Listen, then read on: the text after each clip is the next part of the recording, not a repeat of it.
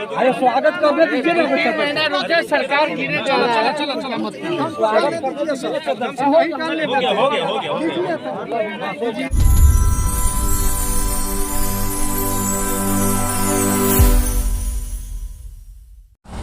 नमस्कार, आप देखना स्टार्ट कर दिया है बिहार न्यूज़ 24।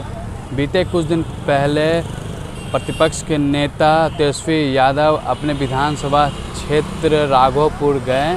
वहां जाकर जनता की समस्याओं को सुना और उस समस्याओं का हल करने के लिए अपने अधिकारियों को आदेश दिया और जनता को आश्वासन देते हुए कहा कि जल्द ही आपकी समस्याओं को पूरी की जाएगी। और इसी के बीच वो जाते जाते ये कहते हैं कि 2 से 3 महीनों के अंदर एनडीए की सरकार गिरने जा रही है और महागठबंधन की सरकार आने वाली है। तो इसी बयान के बाद से बिहार के राजनीतिक गलियारों में घमासान मच गया है, अति प्रत्यारोप लगने शुरू हो गए हैं। और आज बिहार सरकार में डिप्टी सीएम तारकेश्वर प्रसाद तेजस्वी यादव को नसीहत और तंज कसते हुए कहा कि मुंगेरी लाल के सपने वो ना देखे, उनके सपने सपने ही रह जाएंगे। और क्या कुछ कह रहे हैं डिप्टी सीएम तारकेश्वर प्रसाद, वो जरा आप सुने। 2-3 घबराइए नहीं, 2-3 महीने में सरकार गिरने जा रही है। देखिए, वो प्रतिपक्ष के नेता हैं बिहार विधानसभा में, लेकिन बिहार जब गहरे कोरोना के संक्रमण के संकट से गुजर रहा था, वो बिहार से बाहर थे।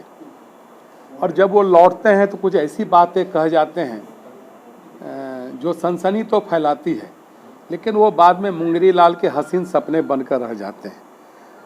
बिहार आने के बाद जिस कोरोना के संक्रमण से बिहार गुजरा और भारत के यशस्वी प्रधानमंत्री श्री नरेंद्र मोदी जी के मार्गदर्शन में और बिहार के यशस्वी मुख्यमंत्री श्री नीतीश कुमार जी के नेतृत्व में हम सबों ने जो हमारे पास संसाधन थे उसका बेहतर इस्तेमाल करके इस पर काबू पाने का काम किया।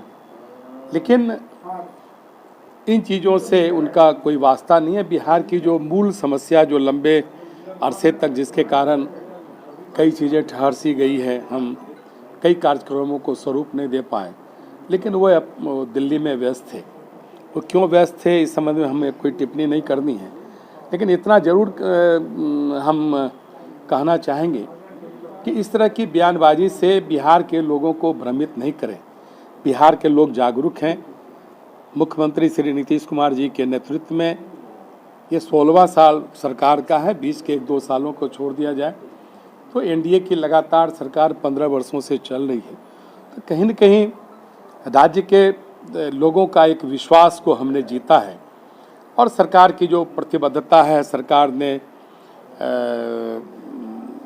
जो कार्यक्रम प्रारंभ किए हैं वो कहीं न कहीं बिहार का आम आदमी उसे महसूस कर रहा है और इसलिए हम सरकार में हैं। इतने लंबे अरसे तक सरकार में रहना कोई सामान्य बात नहीं है। कहीं न कहीं हम बिहार के लोगों का दिल भी जीतने का काम किया है।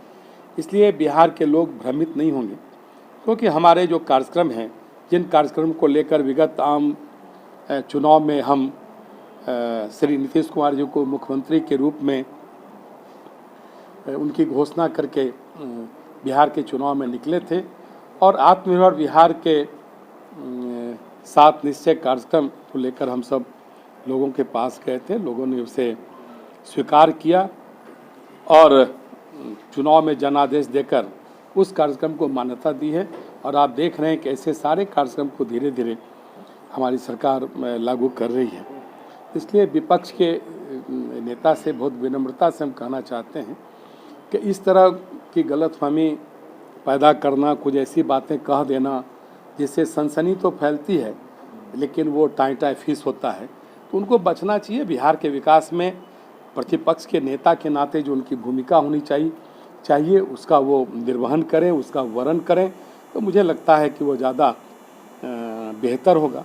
क्योंकि लोकतंत्र में प्रतिपक्ष के नेता की भी अपनी भूमिका होती है, प्रतिपक्ष सरकार का एक हिस्सा भी माना जाता है।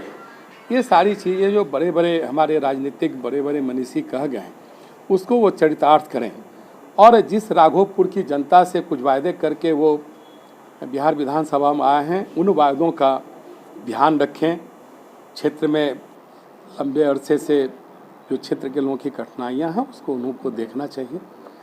और जैसा कि डिप्टी सीएम तारकेश्वर प्रसाद ने कहा है कि मुंगेरी लाल के सपने ना देखे, कोरोना काल में वो बिहार की जनता से दूर थे और आते ही ये बेदुहा बयानबाजी नहीं करना चाहिए और ये आप चर्चा का विषय नहीं होना चाहिए। हो सके तो इस कोरोना काल में गरीबों की मदद करें, जनता की मदद करें, ये सब बयानबाजी ना करें। बहरहाल हमारे चैनल को अगर सब्सक्राइब नहीं किया तो आप सब्सक्राइब कर लें, बेल आइकन को दबा दें। धन्यवाद।